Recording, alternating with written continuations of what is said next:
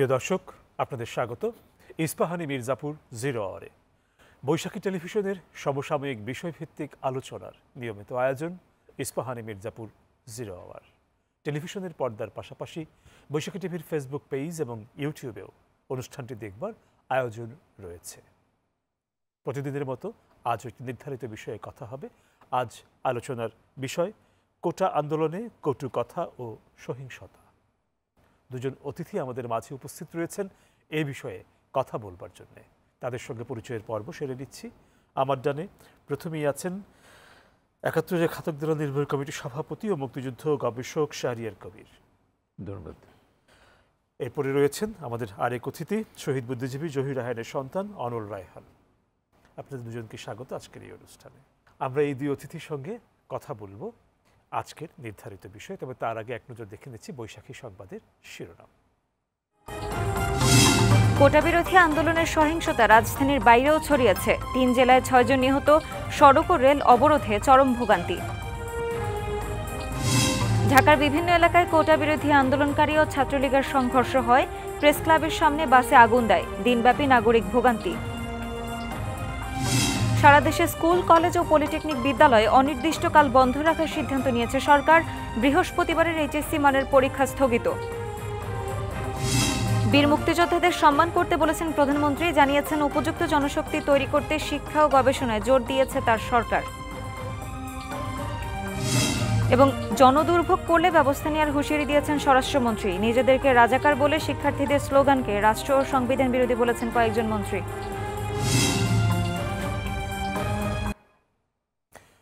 দেখছিলাম বৈশাখী সংবাদের শিরোনাম। আজকের দুই অতিথির সঙ্গে আলোচনায় যাওয়ার আগে আমরা যে বিষয়টি নিয়ে আজকে আমরা কথা বলবো, কোটা আন্দোলনে কটু কথা ও সহিংসতা, এই বিষয়টিকে আমরা নির্বাচন করেছি কথা বলার জন্য। এর সঙ্গে আমরা একটু দেখে নেব যে দিনটি আমরা পেরিয়ে এলাম, সেদিন কোটা আন্দোলনকে ঘিরে দিনভর যা হয়েছে সে প্রতিবেদনটি।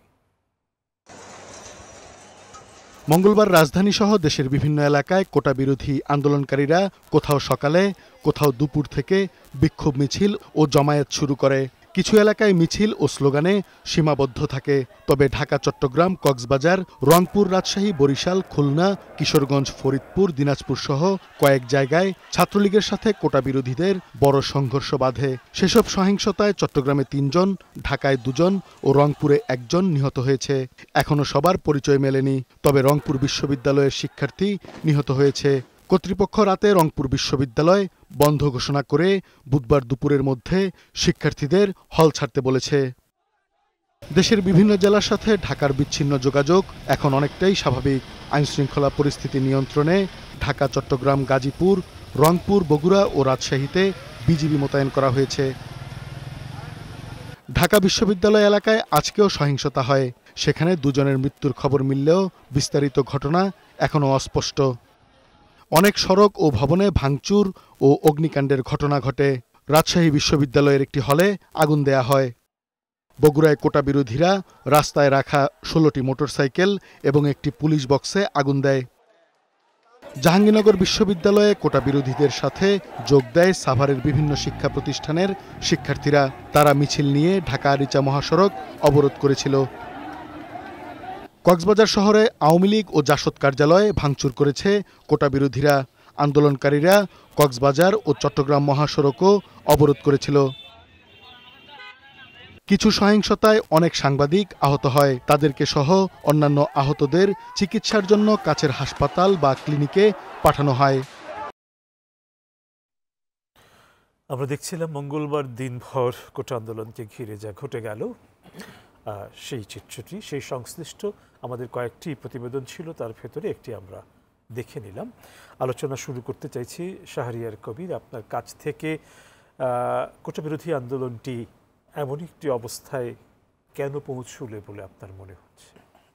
এই আশঙ্কাটা কিন্তু আমরা প্রথম থেকে করছিলাম, এবং গত সপ্তাহে আপনাদের এখানে এরকম একটা আলোচনা হয়েছে। কোটা বিরোধী আন্দোলনের একজন নেতাও ছিলেন, এবং তাকে আমি খুব পরিষ্কারভাবে বলেছিলাম যে দেখো, 18 সালে কিন্তু এই ঘটনাটা আমরা দেখেছি। গায়ের মধ্যে আমি রাজাকার লিখে কোটা বিরোধী আন্দোলন হচ্ছে এবং মুক্তিযোদ্ধাদের অবমাননা করা হচ্ছে, লাঞ্ছিত, অত্যন্ত কটূক্তি করা হচ্ছে, কদর্য উক্তি করা হচ্ছে। নাহিদ সেটা বলেছিল সেদিন, যেটা বলেছিল যে কিনা আমরা এটার ব্যাপারে প্রথম থেকে আমরা সচেতন আছি, এরকম কিছু এবার হবে না। বললাম না, সতর্ক থাকা দরকার, কারণ জামাত বিএনপি তো এটাকে সমর্থন দিয়েছে এবং এখন এই পরশু রাত থেকে দেখা গেল জামাত সরাসরি নেমে গেছে। আমি এখনও বিশ্বাস করি না কোটা আন্দোলনের যারা মূল নেতৃত্ব যারা ছিল, শুরু করেছিল যারা, তারা কেউ আমি কে তোমার কি জানো স্লোগানটা দিয়েছিল, হ্যাঁ তুমি কে আমি কে রাজাকার রাজাকার, এই যে ইসেকে এই ধরনের স্লোগান। আমি বললাম যে এটা তো জামাত ছাড়া, শিবির ছাড়া বা তাদের বংশধর ছাড়া তো কেউ এই ধরনের স্লোগান বাংলাদেশে দেবে না। তো ও পরিষ্কার বলল যে কি যে ওখানে যেটা আমরা বলেছিলাম যে এরকম ঘটতে পারে এবং সেটা কিন্তু ঘটে গেছে। এই ঘটনার ভেতর দিয়ে পরিষ্কার হয়ে গেছে এখন জামাতের রেটরিক, জামাত যে রাজনীতি করে আসছে ৭১ থেকে শুরু করে সেই একই রাজনীতি। জামাতের রাজনীতি কিন্তু এতটুকু বদলায়নি। ৭১ যেমন রাজাকারদের তারা মহিমান্বিত করেছে, রাজাকারদের যদি মুক্তিযোদ্ধা হত্যা করে তাকে শহীদ বলেছে, এবং ৭৫-এর পর তারা শহীদ রাজাকারদের জন্য মধ্যপ্রাচ্যে গিয়ে ফাঁড় তুলেছে। রাজাকারদের মহিমান্বিত করার একটা রাজনীতি তো জামাতের আছে। আমাদের রাজনীতিটাকে, বাংলাদেশকে তো মনে রাখতে হবে, এটা তো বাংলাদেশ। মুক্তিযোদ্ধারা যদি জীবন বাজি রেখে যুদ্ধ না করতেন এই দেশ কি সৃষ্টি হতো? ৩০ লক্ষ মানুষ এই দেশের জন্য জীবন দিয়েছেন, এই ইতিহাস তো আমরা জানি। বাংলাদেশের রাজাকারের যেমন সংজ্ঞা আছে, ৭১ রাজাকাররা কি করেছিল আমরা জানি। গণহত্যা করেছিল, নারী ধর্ষণ করেছিল, যাবতীয় মানবতা বিরোধী অপরাধ করেছিল। বাংলাদেশের মুক্তিযুদ্ধের, বাংলাদেশের অভ্যুদয়ের সরাসরি বিরোধিতা করেছিল জামাতের অঙ্গ সংগঠন, এবং রাজাকারদের বিচার বঙ্গবন্ধু শুরু করেছিল। এখন নতুন করে রাজাকারদের বিচার শুরু হচ্ছে। যারা এই কথা বাংলাদেশের মাটিতে বসে বলল, আজকেও কিন্তু এটা দেখলাম এই স্লোগান দিচ্ছে, তুমি কে রাজাকার আমি কে রাজাকার, এগুলো এই স্লোগান দিয়ে তারা আজকেও মিছিল করেছে। এরা কারা? যখন কোটা বিরোধী ছাত্ররা বলছে যে কি আমরা এরকম কোনো স্লোগান দিন, এখন তাদেরই দায়িত্ব হচ্ছে খুঁজে বার করা। আমাদের সরকারের গোয়েন্দা সংস্থার উচিত খুঁজে বার করা, কিন্তু সেইটা না করে এই ধরনের উস্কানিমূলক দিলে, ছাত্রলীগ তো ঘরেই ছিল, ছাত্রলীগ বেরিয়েছে গতকালকে, তারা বেরিয়েছে। যদিও আমরা মনে করি এটা ছাত্রলীগের কাজ না, এটা আইনশৃঙ্খলা বাহিনীর কাজ, খুঁজে বার করা জামাত কারা, শিবির কারা, অন্তর্ঘাতমূলক। এবং আন্দোলনের চেহারা দেখুন, বাস পোড়ানো থেকে শুরু করে পুলিশের গাড়ি ভেহিকেল পোড়ানো, পুলিশ বক্সে হামলা করা, পুলিশ বক্স পুড়িয়ে দেওয়া, সেই পুরনো আন্দোলন, জামাতের সেই পুরনো আন্দোলন, সেই ২০১১-১২ সাল থেকে যেটা তারা শুরু করেছে যুদ্ধাপরাধীদের, এই রাজাকারদের বিচার শুরু করার। এখানে আমার দুটো কথা আপনার কাছ থেকে আমি একটু বুঝতে চাইব। প্রথম কথাটি হচ্ছে যে এই যে স্লোগানগুলো নিয়ে কথা হলো, যারা কোটা বিরোধী আন্দোলন করছেন তারা কিন্তু তাদের অনেকেই বলছেন যে এটা একটি অংশ মাত্র, এর আগে পরে আরো অনেক কথা আছে। কেউ বলছেন যে এটার আইরনিটা বুঝতে হবে, কেন বলেছে। আইরনি বোঝার কিছুই নেই, রাজাকারকে মহিমান্বিত করা হচ্ছে, এখানে আইরনিটা কোথায়? মুক্তিযোদ্ধাদের লাঞ্ছিত করা হচ্ছে, মুক্তিযোদ্ধার কোটা থাকবে না, এই উচ্চারণটা তারা করে কি করে? মুক্তিযোদ্ধাদের কোটা কমানো যেতে পারে, কারণ পিএসসি রিপোর্টেই আছে মুক্তিযোদ্ধাদের কোটা ৭-৮%-এর বেশি পূরণ হয় না। হ্যাঁ, কোটা কমানো যেতে পারে যৌক্তিকভাবে। পৃথিবীর কোনো কোটাই তো কোনো ঐশী কিতাব নয় যে পরিবর্তন করা যাবে। পৃথিবীর সব দেশে কোটা আছে, কোটা পরিবর্তন হয়। বঙ্গবন্ধুর সময় যে কোটা ছিল সেই কোটা কি এখন আছে? কোটা পরিবর্তন হতে পারে, মুক্তিযোদ্ধাদের কোটা পরিবর্তন হতে পারে, কিন্তু আমি যেটা বলতে চাই, মুক্তিযোদ্ধাদের কোটা কমানো যেতে পারে সেটা আমিও মনে করি, কিন্তু শহীদদের কোটাটা কোথায় গেল? এই কোটার যে বিতর্কটা হচ্ছে, আলোচনাটা হচ্ছে, এই ডিসকোর্সের মধ্যে কিন্তু মুক্তিযোদ্ধার শহীদরা নেই। ৩০ লক্ষ শহীদ, এবং এই পরিবারগুলো তাদের পরিবারের একমাত্র উপার্জনক্ষম ব্যক্তিকে হারিয়ে রাস্তায় নেমে গেছে, ভিক্ষুকে পরিণত হয়েছে। গ্রামে যে আমরা দেখেছি, আমরা তো ঢাকা শহরের কয়েকজন শহীদ পরিবার দেখলে তো বিভ্রান্ত হলে চলবে না, ঢাকা শহরের মুক্তিযোদ্ধাদের চাকচিক্য দেখলে তো বিভ্রান্ত হলে চলবে না। গ্রামে মুক্তিযোদ্ধার অবস্থাটা কি? ফিরে এসছে যুদ্ধ থেকে, তার ঘর বাড়ি থেকে সর্বস্ব ধ্বংস হয়ে গেছে, নিঃস্ব হয়ে গেছে, সন্তানদেরকে লেখাপড়া দূরে থাকুক, চিকিৎসা পর্যন্ত করাতে পারেনি। আমার বহু ছবিতে এসব বিবরণ আছে, documentary, these are well documented. শহীদ পরিবারের অবস্থা তো আরও খারাপ, কিন্তু শহীদ পরিবারের পক্ষে কথা বলবার কেউ নেই। ৩০ লক্ষ শহীদের জন্য তো আমি তো বলবো কোটা যদি সংস্কার, আমরা সবাই চাই কোটা সংস্কার হোক, যে ৫৬ ভাগ কোটা, এটা দরকার নেই, কিন্তু সংস্কার হলে সেখানে তো আমি বলবো নতুন করে সেখানে শহীদের কোটা সেখানে থাকতে হবে। শহীদ পরিবারের তারা তাদের সন্তান বলুন, তাদের সন্তানদের বলুন, এরা গ্রামে তো আমরা গিয়ে দেখেছি না লেখাপড়া, আমার ছবিতে বলে আমি সন্তানদের লেখাপড়া করাবো কি, দুবেলা দুপুরও খেতে দিতে পারিনি। বিনা চিকিৎসা ছেলেমেয়েরা মারা গেছে। দেলোয়ারা বেগম আমার ছবিতে, বলি নাই ছবিতে, সে এই কথাগুলো বলেছে। তো এই যে অবস্থা বাংলাদেশের, আমাদের হাইকোর্টের রায়েও বলা হয়েছিল সে এখন না 2005 সালে 30 লক্ষ শহীদের কঙ্কালের ওপর বাংলাদেশ দাঁড়িয়ে আছে। কোটা আন্দোলন যারা করে তারা কি এটা জানে? বাংলাদেশের ইতিহাস জানে? এইখানে আমার দ্বিতীয় প্রশ্নটি, যেটি আমি আগেই বলেছিলাম করব, আপনার কথার প্রসঙ্গে এখন সেটি আমি করছি, সেটি হচ্ছে যে যদি তারা ইতিহাস না জানে বা না জেনে থাকে, তার দায়টা কি শুধু তাদের, নাকি রাষ্ট্র, সমাজ এবং অন্যান্য অন্যদেরও দায় সেখানে আছে? না, আমি সেটা প্রথম থেকে বলছি। দেখুন, 75-এর পর থেকে, বঙ্গবন্ধু নৃশংস হত্যাকাণ্ডের পর থেকে বাংলাদেশের মুক্তিযুদ্ধের ইতিহাস চেতনা সব কিছু মুছে দেওয়ার একটা তো প্রক্রিয়া শুরু হয়েছে। 75-এর পরবর্তী প্রজন্মকে জানতেই দেওয়া হয়নি মুক্তিযুদ্ধ কি, মুক্তিযুদ্ধের চেতনা কি, মুক্তিযোদ্ধাদের যে সম্মান করতে হয়, বরং রাজাকারদের পুনর্বাসন হয়েছে। 71-এ ঘাতক দালাল যুদ্ধাপরাধী যারা, যাদের রাজনীতি নিষিদ্ধ ছিল 72-এর সংবিধানে, তাদেরকে রাজনীতিতে পুনঃপ্রতিষ্ঠিত করলেন বিএনপির প্রতিষ্ঠাতা জেনারেল জিয়াউর রহমান। তারপর থেকে তো বাংলাদেশের সমাজ, রাজনীতি, অর্থনীতি সবকিছুর পাকিস্তানিকরণ, সাম্প্রদায়িকীকরণ, মৌলবাদীকরণ, সেই পরিস্থিতির পুনর্গঠন গেল 15 বছরে এই সরকারের আমলে কি হলো? এটা খুব দুর্ভাগ্যজনক। আমরা 30 বছর ধরে আন্দোলন করছি 100 নম্বর মুক্তিযুদ্ধের ইতিহাস চেতনা এটা বাধ্যতামূলক করতে হবে, শুধু জেনারেল কারিকুলামে না, মাদ্রাসাতে পর্যন্ত। কিন্তু সেটা হয়নি বলেই তারা জানে না। মুক্তিযোদ্ধারা যে দেশের যে কোনো জাতির, এটা বাংলাদেশের কথা বলছি না, পৃথিবীর যে কোনো দেশে মুক্তিযোদ্ধারা হচ্ছে সর্বোচ্চ সম্মানের প্রাপ্য। দ্বিতীয় বিশ্বযুদ্ধে ভেটারানদেরকে দেখুন সেখানে কিভাবে সম্মান জানানো হয়। ভারতের স্বাধীনতা সংগ্রামীদের দেখুন, এমনকি পাকিস্তানের জন্য যারা আন্দোলন করেছে তাদেরকেও সেভাবে তারা সম্মান জানায়। যে কোনো দেশে মুক্তিযোদ্ধারা হচ্ছে দেশের শ্রেষ্ঠ সন্তান। তাদেরকে আমি অবজ্ঞা করব, উপেক্ষা করব, তাচ্ছিল্য করব এবং রাজাকারদের গুণগান গাইব, মহিমান্বিত করব, তুমি কে আমি কে, রাজাকার রাজাকার স্লোগান দিয়ে, এইটা তো দেশদ্রোহিতা, রাষ্ট্রদ্রোহিতার সামিল। আমরা গতকাল বিবৃতি দিয়ে এটা বলেছি।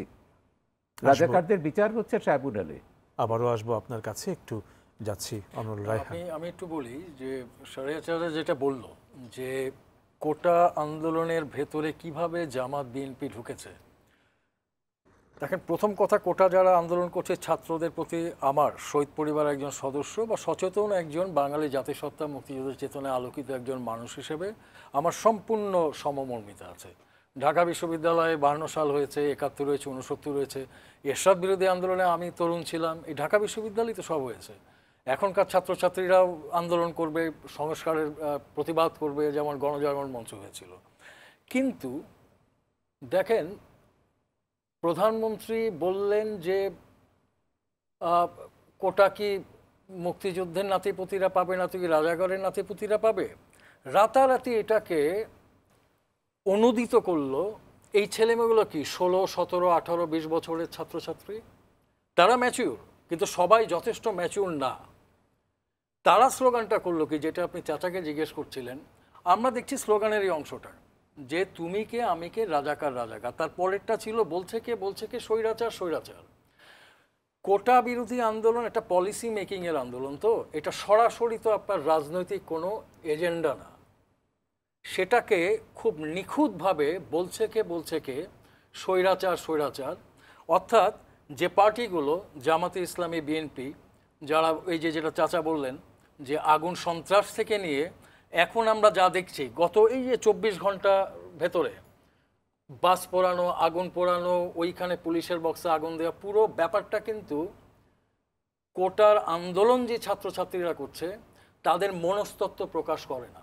এই মনস্তত্ত্বটা প্রকাশিতই হয় এমন একটা, দুটো বা তিনটে বা চারটি রাজনৈতিক পার্টির যারা এগুলো আগে করেছে, যারা এটাকে সরকার বদলের একটি সন্ত্রাসী বা রাস্তার একটি আন্দোলনের একটি হাতের হিসেবে মনে করে, এখানে মারো সেখানে মারো। যারা মারা গেছেন তাদের প্রতি সম্মান শ্রদ্ধা রেখে শোক প্রকাশ করেই বলছি যে এই মৃত্যুর পেছনেও কারণ থাকতে পারে।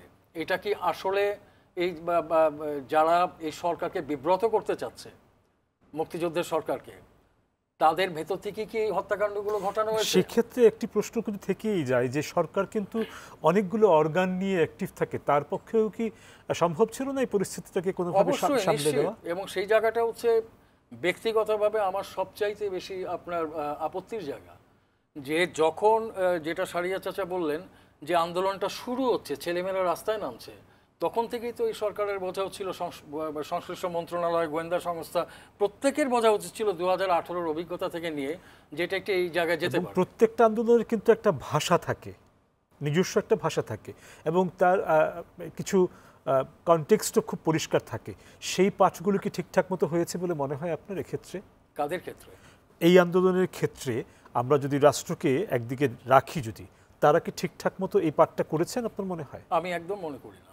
কারণ হচ্ছে যে মুহূর্তে আপনার এখানে এটা কিন্তু তুমি রাজাকার আমি রাজাকার এসছে, যে তার আগের দিন কিন্তু জাতীয় পতাকা এখানে ধূলিসাৎ করা হয়েছে, মুক্তিযোদ্ধা এবং যুদ্ধ নিয়ে কটূক্তি করা হয়েছে, এবং পরিষ্কার আমরা কিন্তু বাইরে থেকে বুঝতে পারছি যে এই যে 1000 ছেলে মেয়ে, তার মধ্যে নিশ্চিতভাবে 100, 150, 60, 50, 40 ছেলে যারা ডিরেক্ট শিবির করে, জামাতে বিশ্বাস করে, বা ওই পরিবার থেকে এসছে, ডিরেক্ট রাজনীতি না থাকলেও মুক্তিযুদ্ধের বিরুদ্ধে আছে, বিএনপির লোকজন আছে। তো তারা যখন এই জিনিসগুলো করছে, মুক্তিযুদ্ধ এবং মুক্তিযোদ্ধাদেরকে কোটার বিরুদ্ধে নিয়ে দাঁড় করিয়ে দিচ্ছে, তথ্য মন্ত্রণালয়, সংস্কৃতি মন্ত্রণালয়, ইভেন স্বরাষ্ট্র মন্ত্রণালয়, এনাদের কি বুঝবার এতটুকু ক্ষমতা ছিল না যেটা কোন দিকে যাচ্ছে? আজকে দেখেন, তারপরে যেটা চাচা বললেন, আমি এই ফুটেজও এসছে কিন্তু, যে হলে ছাত্রলীগের সদস্যরা আছে এবং তাদের কোটা আন্দোলন যারা করছে তারা কিন্তু নিচ থেকে ঢিল ছুঁড়েছে, তাদেরকে উস্কাচ্ছিল।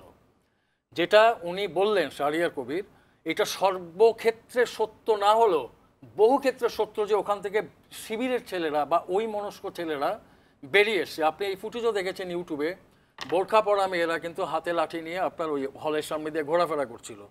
তো এরা কারা? এরা তো কোটার আন্দোলনকারী এই লোকগুলো না। এবং আন্দোলন, আমি বলবো এটা কোটার দাবি নিয়ে ছাত্র সমাজ রাস্তায় এসছে, সেটাকে যে আন্দোলনে টার্ন করানো হলো, এবং টার্ন করাবার পরে যখন দেখা যাচ্ছে যে গভর্নমেন্টকে সরাসরি একটা বিপরীত শক্তি হিসেবে দাঁড় করিয়ে দিচ্ছে, এইটা বুঝবার মতো সক্ষমতা তো এই মন্ত্রণালয়গুলির মন্ত্রী মহোদয়, সচিব মহোদয় যারা এখানে আছে ইন্টেলিজেন্সে, তাদের বোঝা উচিত ছিল। দ্বিতীয়ত আমি বলি আপনাকে, যখন আন্দোলনটা এই জায়গায় টার্ন করলো, রাজাকার টাজাকার এই সমস্ত অশালীন কটূক্তিগুলো করলো, আমি সম্পূর্ণ একমত, এটা আমার ঘোষণাপত্র, আমার যে সংবিধান তার বিরুদ্ধে। এইটা বলবার পরে ছাত্রলীগ ছিল অফ, ছাত্রলীগ আসলো। শুধু ছাত্রলীগ কিন্তু গত রাতে শাহবাগে যায়নি। আমার ফেসবুকে প্রচুর বন্ধুবান্ধব আছে যারা কোনো রাজনৈতিক পার্টি করে না, তারা কিন্তু ঘোষণা দিয়ে শাহবাগে গেছে। শুধুমাত্র হ্যাঁ, শুধুমাত্র এই রাজাকার ভাবটা তারা কিন্তু বুঝতে পারছে এটা কোটার যে 90% সাধারণ ছেলে মেয়ে, তাদের মুখ দিয়ে এটা আসছেন, এটা কেউ বলাচ্ছে। তো তখনও আমি বলবো যে ছাত্রলীগের আরও একটু ম্যাচিউর বিহেভ করা উচিত ছিল। কারণ গভর্নমেন্টটা আমাদের গভর্নমেন্ট। আমি যদি আজকে আপনি আমাকে একটা ঢিল মারেন, আমাকে বুঝতে হবে ঢিলটা মারছে কে। মারছে আইদার শিবির, আইদার বিএনপি, কিংবা থার্ড কোনো পার্টি যাদের একটাই স্বার্থ যে আওয়ামী লীগ সরকারকে গদি থেকে নামানো। এটার পেছনে বিদেশি গোয়েন্দা সংস্থারও হাত থাকতে পারে, নতুবা এমন একজন ছাত্র যে শিবির করে না, জামাত করে না, কিছুই করে না, কিন্তু তাকে মোটিভেট করা হয়েছে। তাহলে আমি ছাত্রলীগ করি, আমাকে বুঝতে হবে যে আমি গভর্নমেন্টে আছি, আমার একটা বড় ঐতিহ্য আছে, আমার উচিত ছিল না পাটকেলটা আবার মারা। যেটা উনি বললেন আমি সম্পূর্ণ একমত, যে এটাকে প্রশাসনের কাছে নিয়ে যাওয়া উচিত ছিল। আজকে দেখেন হলোটা কি, দেখেন ছাত্রলীগকে পুরোপুরি দায়ী করে ফেলা হলো। কিন্তু হ্যাঁ, ছাত্রলীগ করেছে। আমরা জাহাঙ্গীরনগর ইউনিভার্সিটির ফুটেজ দেখেছি, ঢাকা বিশ্ববিদ্যালয়ে দেখেছি, ছাত্রলীগের অনেকের ছবি এসছে, এবং ছাত্রলীগ আসলেই সাধারণ ছাত্র দায়ী করা হয়েছে নাকি তারা কাজটা করেছেন? না, তাদেরকে দাঁড় করানো হয়েছে, তাদের কাজও করছেন তারা। আমি বলছি ছাত্রলীগের ভুলটা কোথায়? আমরা কেন যাব এখানে? দেখেন, একজন জনপ্রিয় বুদ্ধিজীবী, ওনার একটা কথা নিয়ে আজকে ট্রল হচ্ছে, এবং এটা খুব স্বাভাবিক কারণে হচ্ছে। উনি বলছেন ঢাকা বিশ্ববিদ্যালয় ছিল পবিত্র জায়গায়, ঢাকা বিশ্ববিদ্যালয়ে তিনি আর যাবেন না। কেন যাবেন না? কারণ এখানকার ছেলে মেয়েদের দিকে তাকালেই তার মনে হবে যে এরা রাজাকার। How come? আপনি বুদ্ধিজীবী, আপনার প্রথম কাজ হবে এই ছেলে মেয়েদের সাথে বসা চায়ের টেবিলে, জানবার চেষ্টা করা কেন তুমি বললে। এই আন্দোলনে একটি বিষয় কি খেয়াল করা উচিত ছিল না? যারা অংশ নিচ্ছেন তারা কিন্তু কেউই খুব বয়স্ক প্রাজ্ঞ একটা জায়গা থেকে এসছেন তা না, তাদের বয়সটা তো একটু কম, ভুল বুঝাবুঝি জায়গা তাদের থাকতে পারে। সমস্যাটা একটা জায়গায়, সেক্ষেত্রে তাদের সঙ্গে কথা, তাদের সঙ্গে বোঝানো ব্যাপারে প্রক্রিয়াতে এই ব্যাপারগুলি কি থাকা জরুরি ছিল না? অবশ্যই জরুরি ছিল, যেটা শাহরিয়ার চাচা আগেই বলে গেছেন, যেটা যেটা আমাদের যে আপনার হচ্ছে আমি বলবো যে মুক্তিযুদ্ধের পক্ষের যে বুদ্ধিজীবী যারা এখানে কাজ করেছেন, দেখেন এক সময় আনিসুজ্জামান স্যার ছিলেন, কবির চৌধুরী ছিলেন, বহু লোকেরা ছিলেন, হুমায়ুন আজাদ ছিলেন, আহমেদ ছফা ছিলেন, যার যেই রকম রাজনৈতিক মতাদর্শই ছিল তারা মুক্তিযুদ্ধের ব্যাপারে কখনো আপোষ করেননি। আজকের আমি একজন বুদ্ধিজীবী যদি বলে বসি যে আমি ইউনিভার্সিটিতে যাব না কারণ এই ছেলে মেয়ের দিকে তাকালে রাজাকার মনে হবে, তার মানে আমি সরাসরি দায়িত্বটা এড়িয়ে গেলাম। এটা তো আমি বুঝতে পারছি যে ছেলেটার মেয়েটার মুখে এই বুলিটা তুলে দিচ্ছে কিছু শক্তি, তো সেইটাকে আমার বুঝতে হবে শক্তিটা কারা। দ্বিতীয়ত সেই ছেলেকে মেয়েটাকে বোঝাতে হবে, যেটা উনি বললেন যে তোমার মুক্তিযুদ্ধের ইতিহাসটা এত এত আলোকিত একটা ইতিহাস যে তুমি কোনোভাবে যত ক্ষোভই আসুক তুমি কোনোভাবে মুখে বলতে পারো না যে আমি রাজাকার, তুমি রাজাকার। আমরা যদি একটি প্রজন্মকে ইতিহাস মুখী করে তুলতে না পারি, আমরা যদি একটি প্রজন্মকে ইতিহাস সম্পর্কে সম্যক ধারণা দিতে না পারি, আমরা যদি একটি প্রজন্ম ইতিহাস জানবে সেই পরিকাঠামোটি তৈরি করতে না পারি, সেই দায়টা তো নিশ্চয়ই নিতে হবে।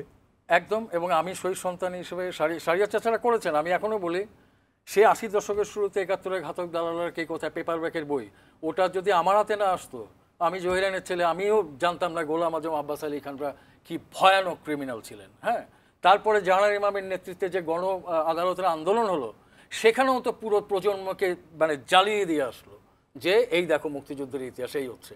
এরপরে মাত্র 13 বছর আগে এখানে গণজাগরণ মঞ্চ হয়েছে এই শাহবাগে। আপনি যে কথাটা বলছেন সেটা তো এই রাজাকার রাজাকার আপনার স্লোগান শোনার পর প্রথম আমার মাথায় আসলো যে মাত্র একটা প্রজন্ম যারা এখন চাকরিতে ঢুকেছে, এখনই ইয়াং, 28-29 বছর বয়স হবে, যারা গণজাগরণ মঞ্চে কাদের মোল্লার ফাঁসির সময় বসেছিল। হাজারে হাজারে ছেলে মেয়ে, হাজারে হাজারে, কোনো রাজনৈতিক আইডেন্টি নাই, জাস্ট চলে এসছে। তারা আসলো কোত্থেকে? 13 বছরে কি এমন পরিবর্তন হলো ঢাকা বিশ্ববিদ্যালয়ে, যেখানে একজন আপনার নিরপেক্ষ একটি ছাত্র, সেও ঢোল বাজাচ্ছে এবং সে মিলাচ্ছে গলা আমি রাজাকার। 13 বছরে কি এমন পরিবর্তন হলো এই বিষয়ে একটু শুনবো শাহরিয়ার কবির আপনার কথা। বিরতির সময় হয়ে গেছে, ফিরে আপনার কাছে আসছি। প্রিয় দর্শক, সময় হয়ে গেল একটা বিরতির, ফিরবো অল্প সময়ের ভেতর, আশা করি সঙ্গেই থাকছেন।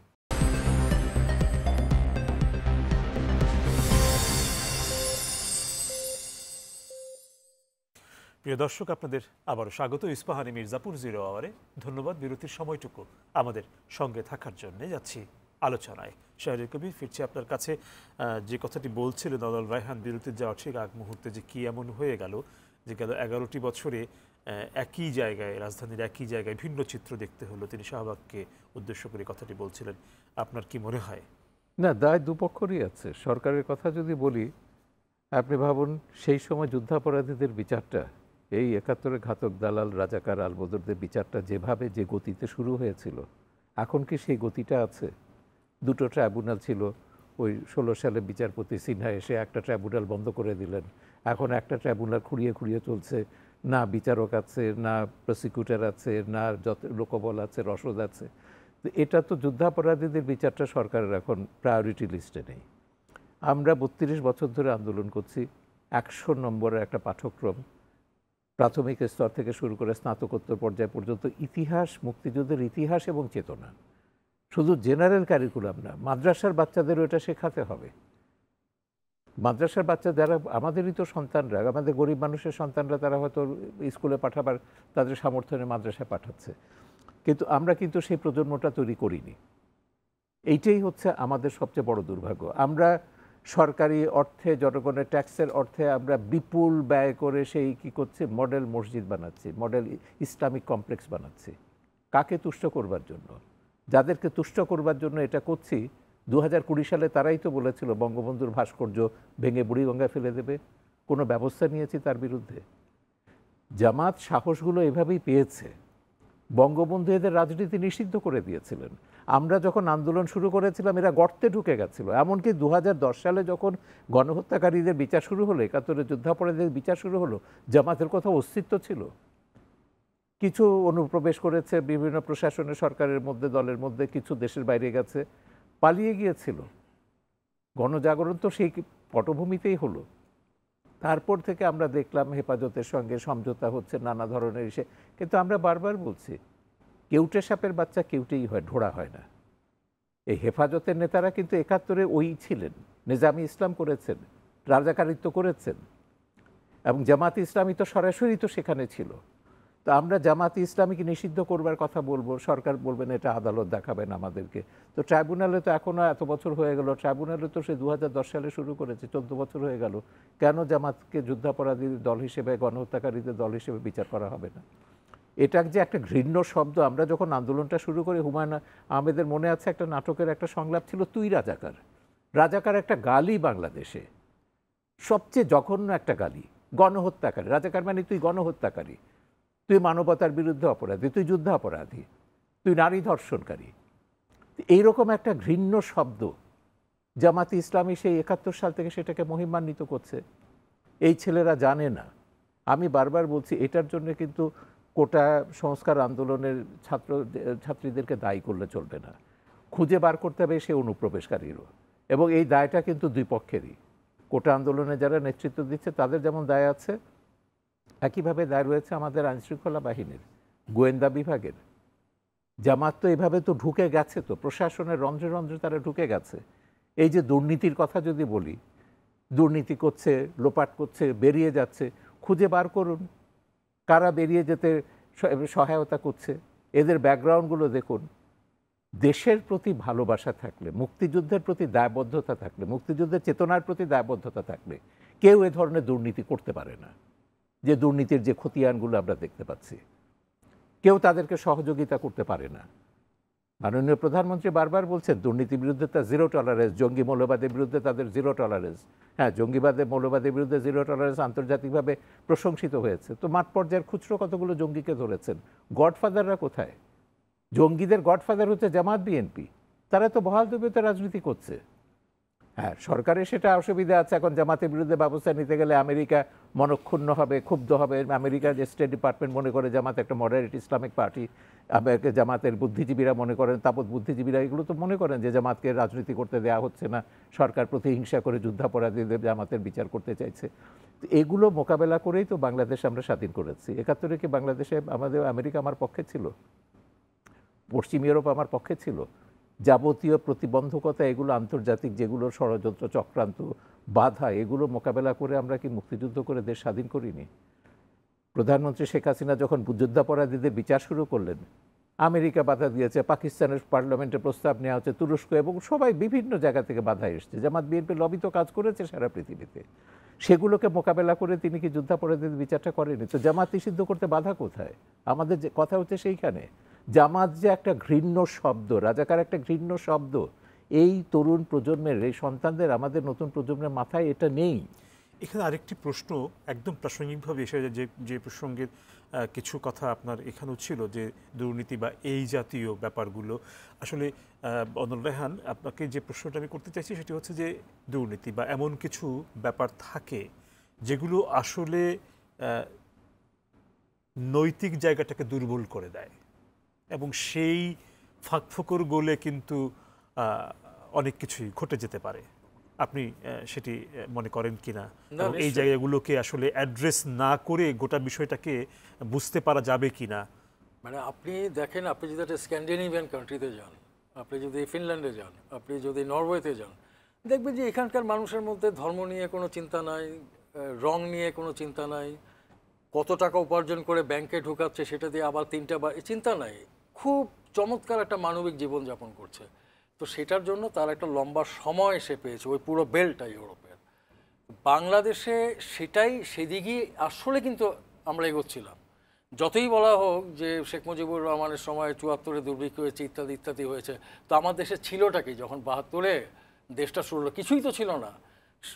শেখ মুজিবুর রহমানকে বহু কিছু ফেস করতে হয়েছে। আপনি তাকে মেরে না ফেলতেন, 4 নেতাকে মেরে না ফেলতেন, জিয়াউর রহমান সেনাবাহিনী যে হাজারের উপর মুক্তিযোদ্ধা আপনার অফিসারদের কিলিং করলো, এগুলো যদি না ঘটতো, 75-এর সরকারটাকেই আপনি চলতে দিতেন। আমরা কিন্তু ধীরে ধীরে, আমার বিশ্বাস, আমি কিন্তু আওয়ামী লীগ করি না, আমার বিশ্বাস বাংলাদেশটা আপনি যে কথা বলছেন, আমি যে স্ক্যান্ডিনেভিয়ান কান্ট্রির কথা বলছি, সেদিকে এগিয়ে যেত। দুর্নীতি তখনই হবে যখন এই দেশের কোনো আদর্শিক জায়গা থাকবে না।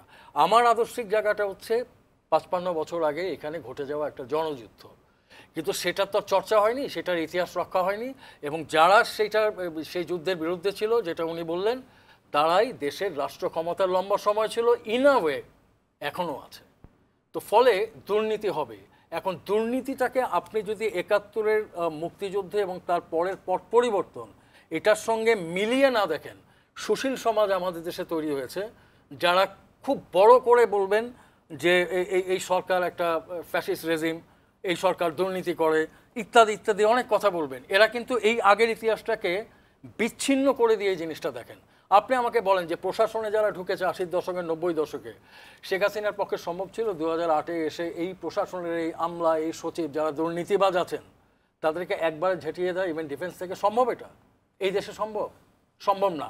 এর মধ্যে তিনি যেটা ফেস করেছেন, যেটা উনি বললেন, একটা এমন বড় ঘটনা এখানে ঘটিয়েছেন, আমি ওনার প্রশংসা করার জন্য এখানে বসিনি, কিন্তু উনি তো এখানে কাদের মোল্লা, সালাউদ্দিন কাদের চৌধুরী, কামরুজ্জামান, নিজামী, যাদের এই মাটিতে ফাঁসি হবে আমি জয়রানের ছেলে আমিও ভাবতে পারছিলাম না, উনি তো ফাঁসি দিয়েছেন এখানে। তো ফাঁসি দিয়েছেন এবং ফাঁসি দিয়ে এটাও এনশিওর করেছেন যে জামাত এবং তার যে সহযোগী হয়ে গিয়েছিল বিএনপি, তারা যাতে ফিরতি গভর্নমেন্টে আসতে না পারে। এখন আমি একজন মুক্তিযুদ্ধের আলোকিত মানুষ, আমি তো বিএনপিকে সমর্থন করতে আমার কোনো আপত্তি ছিল না যদি জিয়াউর রহমানের ব্যাকগ্রাউন্ডটা ওখানে না থাকতো, খালেদা জিয়ার অতীতটা ওখানে না থাকতো। আমি তো দেখেছি জিয়াউর রহমান মুক্তিযুদ্ধের বিরোধিতা করেছে ৮০ দশকের শুরুতেই, আমি তো দেখেছি খালেদা জিয়া জামাতের সাথে আপোষ করেছে। তাহলে আমি কি চাইবো না যে এই গভর্নমেন্টে আবার আসুক? তো সেই জায়গায় দুর্নীতি হচ্ছে, দুর্নীতি যে করছে সরকারটা তো ওই বঙ্গবন্ধু বলেই গেছিল যে আমার পার্টি ব্যবসায়ীদের হয়ে যাচ্ছে, উনি আশঙ্কা করেছিলেন। তো এখন তাই হচ্ছে, আওয়ামী লীগের মধ্যে ব্যবসায়ীদের জোর অনেক বেশি, কৃষক, শ্রমিক, ছাত্র, এই সমস্ত লোকের জোরটা কম। তো এই জোরটা কম, এটা তো আমাকে এই ব্যাপারটা সংস্কার করে করে এগোতে হবে। আমি আঙ্গুল তুলবেন দুর্নীতিবাজের দিক, দুর্নীতি হচ্ছে এই জায়গাটাতে, কিন্তু আপনি এটার সঙ্গে গত ৫-৫ বছরের ইতিহাসকে সংযোগ ঘটাবেন না, তাহলে তো হবে না। তো মানে আপনার কথাই ফিরবো, আমাদের আরেকটা বিরতির সময় হয়ে গেছে, বিরতির পর আবারও আসছি আপনার কাছে ঠিক এখানেই। প্রিয় দর্শক, সময় হয়েছে আরও একটা বিরতির, ফিরবো অল্প সময়ের ভেতর, আশা করি সঙ্গেই থাকছেন।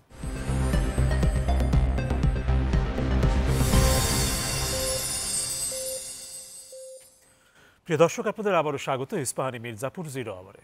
ধন্যবাদ বিরতির সময়টুকু আমাদের সঙ্গে থাকার জন্য। ফিরছি আলোচনা আন্দোলন, আপনার কথার মাঝখানে বিরতিতে যেতে হয়েছিল, ফিরছি আপনার কাছে সেই কথাতেই। না, আমি ওটাই বলছি যে দুর্নীতি করা, দুর্নীতিবাজ ইত্যাদি যে বিষয়গুলো আমরা বাইরে থেকে সুশীল সমাজ বলতে থাকেন, তাদেরকে একটু বুঝতে হবে যে আসলে এই রাষ্ট্র কাঠামো বস্তুত পশ্চিম পাকিস্তানে যে রাষ্ট্র কাঠামো ছিল, ব্রিটিশ পিরিয়ডে যে রাষ্ট্র কাঠামো ছিল, বাংলাদেশ তো আসলে তাই, আমরা রাষ্ট্র কাঠামোটা বদলাইনি। এবং বঙ্গবন্ধুর কথা যেটা বলেন, যদি বলেন যে উনি আসলে এই স্বপ্নই দেখতেন যে একটা বৈষম্যহীন সমাজের দিকে আস্তে আস্তে রাষ্ট্রটা আগাবে, সেই রাষ্ট্র হবে জনমানুষের রাষ্ট্র। তো সেটা তো আর নাই, সেটা আপনার ওই ৭৫-এর পরে এরশাদ, জিয়া, টিয়া, খালেদা যে এগুলো করেছেন, শেখ হাসিনা যখন ৯৬ সালে ক্ষমতা নিয়েছেন, ওই প্রশাসন, ওই ডিফেন্সকে নিয়েই তিনি ক্ষমতায় এসছেন, যে ডিফেন্স এবং প্রশাসনে গত ২৫ বছরে যারা আপনার এই খালেদা জিয়া, এরশাদ, জিয়ার আমলে লেখাপড়া করেছে, চাকরিতে গেছে, তাদেরকে নিয়ে। এটা রাতারাতি বদলাবে না। দ্বিতীয়ত, এটা আমরা দেখতে পাই, বুঝতে পারি যে এই দেশটা এখন চলে আসলে ধনীদের কথায়, ব্যবসায়ীদের কথায়। ব্যবসায়ী বলতে আমরা প্রচুর ব্যাংক ঋণ হেন তেন পালিয়ে চলে যাচ্ছে, এগুলো আমরা সবসময় দেখছি। এই জায়গাগুলোতে এই কাজ করবার জন্য, যেটা শাহরিয়ার কবির বললেন যে শেখ হাসিনা ২০১২-১৩-তে যে জামাতের বিচারগুলো যে করেছেন, সেই সাহসটা দুর্নীতিবাজদের বিপরীতে দেখাতে হবে। বাট আপনি দুর্নীতিবাজ সমাজ থেকে একটা চমৎকার লম্ফ দিতে পারবেন মানবিক সমাজের দিকে, যদি আপনি ৭১-এর এই ফয়সালাটা, যেটা হয়নি, যেটা জামাত করে যাচ্ছে এখনও, সেটাকে সমাধান না করেন। এবং কোটা আন্দোলনকে কেন্দ্র করে যেটা হচ্ছে, এবং এখানে পরিষ্কার যেটা দেখতে পাচ্ছি যে প্রশাসনের একটা চরম ব্যর্থতা, যে আঘাত করলেই বোধহয়, ছাত্রদের মারলেই বোধহয় সমাধান হয়ে যায়, সেইটা না করে ছাত্রদেরকে বুঝবার চেষ্টা করা, তাদেরকে আলাপের টেবিলে নিয়ে এসে বোঝাপড়ার জায়গায় নিয়ে যাওয়া, এটা একটা খুব সহজ পদক্ষেপ ছিল। তো এগুলোকে, এই ছেলে মেয়েদের ভেতরে আপনি যদি সত্যি গণহত্যা, ধর্ষণ যেগুলো ৭১-এ হয়েছে, ছবিটা দিতে পারেন এই ছেলে মেয়েদের মাথায়, এই ছেলে মেয়েগুলোকে আপনি মনে করেন বিসিএস ক্যাডার হয়ে যখন ঢুকবে চাকরিতে, ও চট করে একটা দুর্নীতিবাজ হবে? যখন চোখের সামনে দেখবে আমার বাবার লাশ কীভাবে মরেছে, আমার বোনকে কীভাবে রেপ করা হয়েছে ১৯৭১ সালে, সহসা দুর্নীতিতে ঢুকবে? মুক্তিযুদ্ধের চেতনাটাকে বাস্তবায়ন করতে হবে। আরও 10টা দুর্নীতিবাজ এখানে জন্মাক, আমার কোনো আপত্তি নাই। আপনি আগামী 6 বছর, তারপর 10 বছর, 12 বছর একটা পরিকল্পনা নেন যেটা উনি বললেন শিক্ষা মন্ত্রণালয়ে আপনি সত্যিকার অর্থে মুক্তিযুদ্ধের ইতিহাসটাকে, পুরো ইতিহাসটাকে তুলে দেন। আপনি সংস্কৃতি মন্ত্রণালয় করেছেন, মুক্তিযোদ্ধা মন্ত্রণালয় করেছেন, ভাই কোনো কাজই করেন না তারা। এগুলাকে কাজ করান, চেতনার জায়গাটাকে জহির রায়হান, শেখ মুজিবুর রহমান, রুমি, বদি, আজাদ, তাজউদ্দিন আহমেদ সবার চেতনাটাকে এই প্রজন্মকে দেন। আপনি 10 বছরে এই দেশ পাল্টা যাবে, দুর্নীতিবাজ তৈরি হবে না। যদি তৈরি হয় তাকে সাধারণ মানুষের নেমে টেনে নামাবে। হ্যাঁ, আপনি শেষ করুন কথা। এই জায়গা থেকে আমাদের একটা বড় ব্যর্থতা হয়েছে। সেই ব্যর্থতাটা এখন এমন একটা জায়গায় গেছে, আমি ওনার মতোই খুব আশঙ্কায় আছি যে জামাতকে এই প্রিভিলেজ যেটা আমরা দিয়েছি গভর্নমেন্ট থেকে, এবং আমি একটু বলে নিই অন্যান্য পার্টিও, আজকের বামপন্থী পার্টিগুলো এমন একটা জায়গায় অবস্থান নিয়েছেন যে তাদের একটা দায়িত্ব হয়ে গেছে সরকারকে সমালোচনা করা, কিন্তু কখনই গভীর রেখে পুরো সিনারিওটা ওনারা বলবেন না। ঠিক আছে, বলবেন না। এখন এই জামাতকে নিষিদ্ধ করা এবং নিষিদ্ধের আইনের মধ্যে বলে দেওয়া যে কোনো ধর্ম ভিত্তিক রাজনীতি, সে খ্রিস্টান হোক, হিন্দু হোক, মুসলিম, এই দেশে চলবে না। সেই সঙ্গে আপনাকে এই সাহসটা করতে হবে পরের ধাপে গিয়ে যে রাষ্ট্রের যে ধর্ম আছে সেটাকে, আমি মানছি 90% এখন মুসলিম দেশ, কিন্তু আমাকে তো ধাপে ধাপে এগোতে হবে। এগুলি আপনি প্রজন্মকে গড়ে তুলবেন। দুর্নীতিবাজ এই প্রসঙ্গগুলো তো আসবে না 10 বছর পরে। যাচ্ছি একটু শাহরিয়ার কবির আপনার কাছে। আমরা অনুষ্ঠানের একদম শেষ দিকে এসেছি। এই সহিংসতা মুখর জায়গা থেকে বেরিয়ে আসার একটু না, প্রথম কথা হচ্ছে কোটা আন্দোলন নেতাদেরকে বুঝতে হবে তারা যে শান্তিপূর্ণভাবে একটা ন্যায়সঙ্গত আন্দোলন করছিলেন, আন্দোলনকে তারা সেখানে ধরে রাখতে পারেননি। এখানে সন্ত্রাস, সহিংসতা ঢুকে গেছে। জামাত বিএনপির যে রাজনীতি, সন্ত্রাসের রাজনীতি, দেশে একটা গৃহযুদ্ধ বাঁধাবার যে চক্রান্ত, সেই চক্রান্তে তারা জেনে হোক, বুঝে হোক, না বুঝে হোক ঢুকে পড়েছেন। এখন একটা বিরতি দিতে হবে, বুঝতে হবে তারা আসলে কি চান। তারা কি সরকার উৎখাত করতে চান? তারা কি দেশে গৃহযুদ্ধ বাঁধাতে চান? না তাদের দাবি আদায় করতে চান? দাবি আদায় করতে গেলে তো নাগরিক সমাজকে পাশে নিতে হবে। আমরা সবাই বলছি, শুরুতে যে আন্দোলনটা ছিল আমরা সবাই এটাকে সমর্থন করি। কোটা সংস্কার করতে হবে, এটা গায়ে আসমানি কিতাব নয় যে সংস্কার করা যাবে না। ন্যায্যতা সেখানে দিতে হবে। আমি আগেও বলেছি যে সংস্কার করতে গিয়ে হ্যাঁ, সেখানে মুক্তিযোদ্ধাদের কোটা যেহেতু তারা পূরণ করতে পারছে না, সেখানে কমানোর সুযোগ আছে, কিন্তু সেখানে শহীদের কোটা ঢুকতে হবে, সেখানে তৃতীয় লিঙ্গের কোটা ঢুকতে হবে। তৃতীয় লিঙ্গের কথা কিন্তু কেউ কোনো আজ পর্যন্ত বলা হয়নি। এরা আজকে একটা মেয়েকে দেখলাম, সে বলছে নারী কোটা থাকবে না। ওর কি জানা আছে ঢাকা বিশ্ববিদ্যালয়ে পড়ে, ঢাকায় রাজধানীতে থাকে, আমাদের চাকরিতে মেয়েরা কোথায় পড়ে আছে? পপুলেশনের দিক থেকে তো বাংলাদেশের নারীরা এখনও পুরুষের চেয়ে বেশি। সরকারি চাকরিতে তারা মাত্র 10%। কেন এই বৈষম্য থাকবে? এই বৈষম্য দূর করবার জন্যই তো কোটা। তারা বলছে কোটা তুলে দিলে বৈষম্য দূর হবে। কোটা তুলে দিলে বৈষম্য দূর হবে না, বৈষম্য দূর করবার জন্য কোটা লাগবে। এখন কি কোন রেশিওতে লাগবে, আমাদের সমাজ এখন অনেক এগিয়েছে। জেলা কোটার এখন আমার দরকার নেই। অনেক জায়গায় কোটা আমি কমাতে পারি, বাতিল করে দিতে পারি, কিন্তু নতুন কোটারও কিন্তু সুযোগ আছে, দরকার আছে। এখন যদি আমরা রিভিউ করি, আমরা এগুলো করতে পারিনি। তো আমি মনে করি তাদের একটা জ্যোতিচিহ্ন দেওয়া উচিত, আলোচনা টেবিলে বসা উচিত, এবং তাদের বোঝা উচিত কোথায় কোন দাবিটা করতে হয়। সুপ্রিম কোর্টে তারা যাবে না, সেখানে যেখানে পেন্ডিং রয়েছে তাদের মামলাটা, তারা বলছে সরকার এটা করবে। সরকার কিভাবে করবে?